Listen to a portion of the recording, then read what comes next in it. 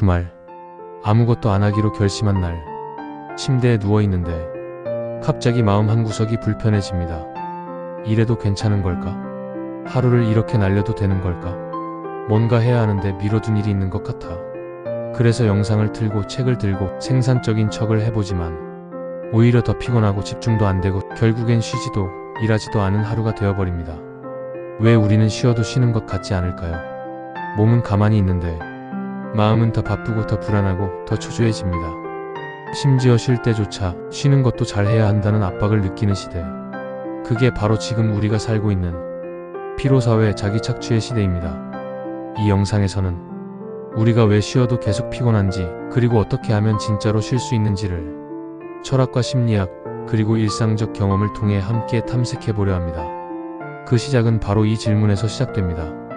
지금 내가 느끼는 이 피로는 정말 일 때문일까? 아니면 나 자신 때문일까? 지금 이 시대를 설명하는 핵심 개념 피로 사회와 그 배경을 살펴보겠습니다. 이 시대의 피로는 단순한 육체적 피로가 아닙니다. 그보다 더 깊고 더 무서운 피로죠. 바로 스스로를 착취하는 피로입니다. 철학자 한병철은 이 시대를 피로 사회도 번아우트 서사이어티라고 부릅니다. 예전에는 외부에서 주어진 명령에 복종하던 시대였습니다. 이걸 해라. 하지 마라. 너는 이런 사람이 되어야 한다. 하지만 지금은 다릅니다. 우리는 더 이상 외부의 감시자 없이도 스스로를 감시하고 스스로를 몰아붙입니다. 나는 왜 더 하지 못했지? 조금 더 잘할 수 있었는데, 지금 쉬면 뒤처질 텐데. 우리는 타인이 시키지 않아도 스스로를 계속 몰아붙이며 자기 개발이라는 이름으로, 자기 관리라는 명분으로 자신을 스스로 착취하고 있는 것입니다. 이게 바로 한병철이 말한 자유의 역설입니다. 이제 우리는 자유롭게 자신을 착취하고 그 착취가 동기부여처럼 포장된 시대에 살고 있습니다. 쉬어야 한다는 강박, 성장하지 않으면 안 될 것 같은 불안, 누군가보다 뒤처질까 두려운 비교의 시선. 우리는 진짜 피로보다 쉬는 것조차 불안한 나 때문에 더 지쳐갑니다. 그럼 이런 구조가 실제 우리의 삶 속에서 어떻게 작동하고 있을까요? 일상 속 예시들을 통해 구체적으로 살펴보겠습니다. 우리의 일상은 어떻게 우리를 소모시키는가? 아침에 눈을 뜨자마자 우리는 먼저 스마트폰을 집어듭니다. SNS를 확인하고 오늘도 남들은 열심히 살고 있는 걸 보며 조용히 마음이 조급해지죠. 나는 지금 뭘 하고 있지? 이 사람은 벌써 이런 걸 했네. 출근길, 퇴근 후, 주말까지 우리는 물리적으로 쉬는 시간조차 의미 있게 써야 한다는 강박에 시달립니다. 휴식이 생산성이 있어야만 정당화되고, 취미도 브랜딩과 연결되고, 톡서도 콘텐츠화되지 않으면 불안해지고. 이건 단순한 강박이 아닙니다. 존재의 피로입니다. 우리는 쉬면서도 계속 잘 쉬고 있는지를 평가합니다. 누구와도 비교하지 말자 다짐해놓고 끊임없이 타인의 성과와 나의 침묵을 비교합니다. 이 시대의 피로는 해야 할 일이 많아서가 아니라 해야 할 나가 너무 많기 때문에 생깁니다. 이쯤 되면 물어야 합니다. 지금 내가 원하는 건 진짜 성장일까? 아니면 비교에서 살아남기 위한 방어일까? 어떻게 하면 이런 피로에서 벗어날 수 있을까요? 다음 파트에서는 구체적인 실천 제안을 드립니다. 진짜 쉼을 위해 작은 변화 것부터 시도해보는 겁니다. 지금부터 말씀드릴 해결책은 마음 먹는다고 하루아침에 바뀌는 건 아닙니다. 하지만 이 방향성을 이해하고 조금씩 실천하기 시작하면 우리의 일상은 분명 달라집니다. 아무것도 하지 않는 시간을 의식적으로 허락하기. 정말 말 그대로 멍 때리는 시간, 폰도 안 보고 글도 안 읽고 그저 존재하는 나로 가만히 있어 보세요. 이건 게으름이 아니라 존재 회복의 시간입니다. 해야 할 일보다 느끼고 싶은 상태를 먼저 떠올리기. 계획을 세울 때 해야 할 일보다 먼저 내가 어떤 상태로 하루를 살고 싶은지 상상해 보세요. 그렇게 감정 중심의 루틴을 만들어 보는 것도 피로를 줄이는 강력한 방법입니다. 3. 성장 대신 회복을 목표로 삼아보기. 우리에게는 성장의 시간만큼 회복의 시간도 필요합니다. 쉬는 시간을 단지 충전이 아니라 존재를 위한 공간으로 만들어 보세요. 4. 비교라는 창을 닫기. SNS는 잘 관리된 타인의 모습만을 보여줍니다. 그 비교는 나를 계속해서 소진시킵니다. 하루에 30분만 이라도 SNS와 거리를 두어보세요. 생각보다 많은 불안이 사라질 수 있습니다. 피로 사회에서 벗어나는 건 무언가를 더 잘하는 것이 아니라 덜 하기로 용기 내는 것일지도 모릅니다.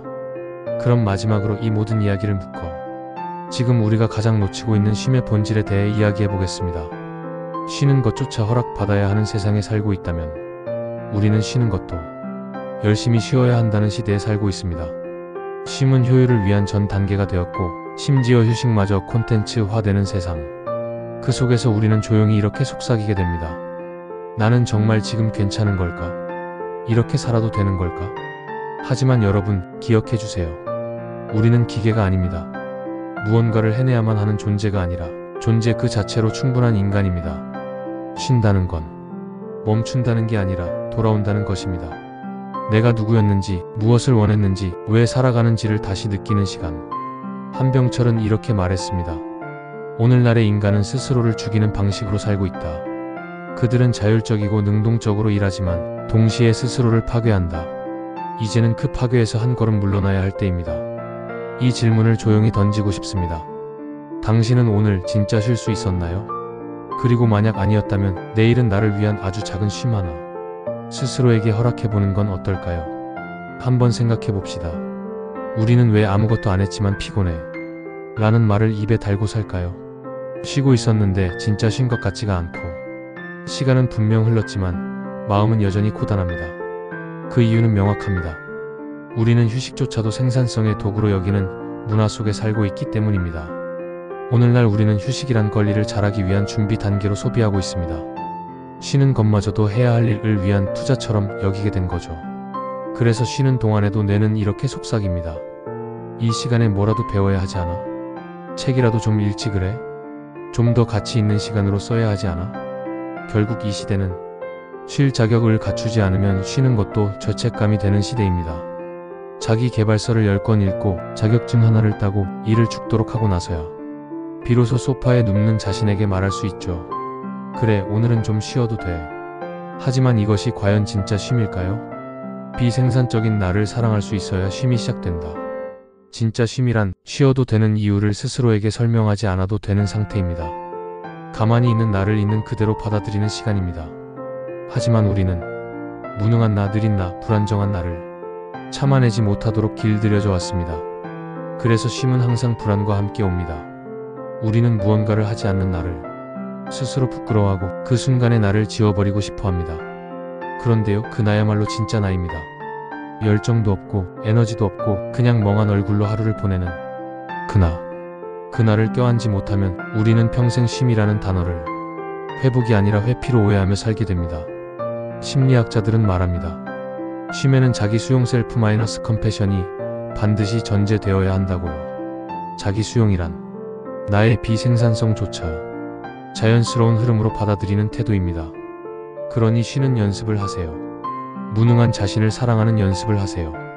그게 진짜 쉼의 시작입니다. 피로사회의 언어는 어떻게 우리를 조종할까요? 한병철은 피로사회에서 우리 시대가 사용하는 언어에 주목합니다. 스스로 동기부여하자. 내가 나를 성장시켜야 한다. 긍정적인 마인드로 나아가자. 겉으로 보기엔 좋은 말들입니다. 하지만 이 말들의 공통점은 당신은 항상 무엇인가가 부족하다는 전제 위에 서 있다는 것입니다. 이 언어는 위로를 가장한 압박입니다. 부드러운 어조로 끊임없이 속삭입니다. 지금 이대로는 안 돼. 결국 우리는 멈추는 순간에도 더 나은 나라는 망상 속에서 쉬는 순간조차 성장이라는 이름으로 착취당하게 됩니다. 이런 언어의 프레임에서 벗어나려면 우리의 언어를 바꿔야 합니다. 예를 들어 이렇게 말해보는 거예요. 나는 오늘 아무것도 안 해도 괜찮아. 지금 이대로도 충분히 괜찮은 나야. 나는 지금 회복 중이야. 게으른 게 아니야. 이건 단지 말이 아닙니다. 존재를 지키는 언어의 저항입니다. 이 언어를 회복할 때 우리는 비로소 나 자신을 쉴 수 있는 사람이 됩니다.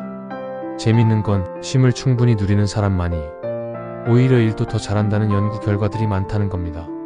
미국 스탠퍼드 대학의 연구에 따르면 주당 노동시간이 50시간을 넘으면 생산성이 급격히 떨어지며 55시간을 넘으면 무의미한 시간만 늘어난다고 합니다. 또한 창의성과 몰입, 관계 회복, 정신적 회복력 등은 모두 쉼의 깊이와 강하게 연결되어 있다는 것도 확인됐습니다. 그런데도 우리는 일을 더 잘하려면 더 해야 한다는 착각 속에 갇혀 있죠.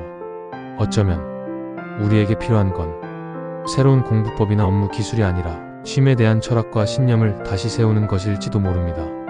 쉼은 사치가 아닙니다. 쉼은 전략이고, 쉼은 존재의 권리이며, 쉼은 인간다움 그 자체입니다. 당신은 왜 아직도 쉬지 못하고 있나요?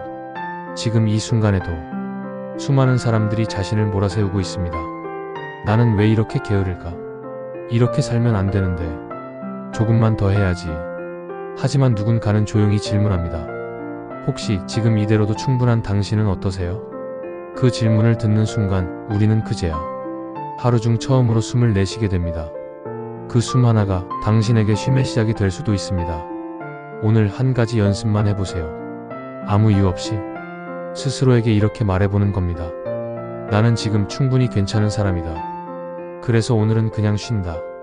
이 말이 처음엔 어색하게 느껴지겠지만 자꾸 하다 보면 그 말이 당신을 지키기 시작할 겁니다. 당신이 쉼을 미루고 있는 이유는 무엇인가요? 그 이유를 마주한 순간 우리는 그 이유를 떠날 준비를 하게 됩니다. 그리고 마침내 아무것도 하지 않아도 되는 순간 당신은 정말로 자신의 삶을 살아가기 시작하는 것입니다.